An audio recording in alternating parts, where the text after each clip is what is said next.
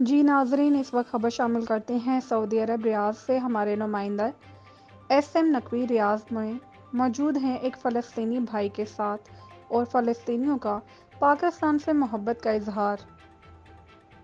फ़लस्तीन के लिए सबसे ज़्यादा आवाज़ उठाते हैं। आइए आपको मिलवाते हैं फ़लस्तीनी भाई से।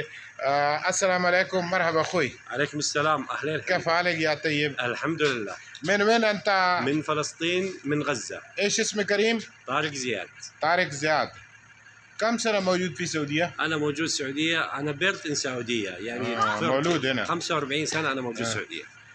طيب كيف تفكير أنت، كيف فكر يعني شهاب الباكستانيين مع فلسطين؟ نفر باكستاني you like all people Palestine and if you open the road directly you will fight with Palestine. I like it all people for Palestine for Pakistan. जी, इनका कहना है कि पाकिस्तानी जो है वो हमारे भाई हैं और सबसे ज़्यादा जो उम्मीद है वो हमें पाकिस्तानियों से है। और ख़ासकर जो prime minister x Imran Khan है, उन्होंने यूएन के अंदर माशाल्लाह खड़े होकर जो आवाज़ लगाई है फ़लस्तीन के लिए, उससे हमारे दिल बाग बाग हो गए हैं। और फ़लस्तीनी जर्नलिस्ट जितने हैं वो भी उनका कहना है कि पाकिस्तान जो है हमारे लिए बहुत ही ज़्यादा एक्टिव रोल अदा करता है दुनिया में।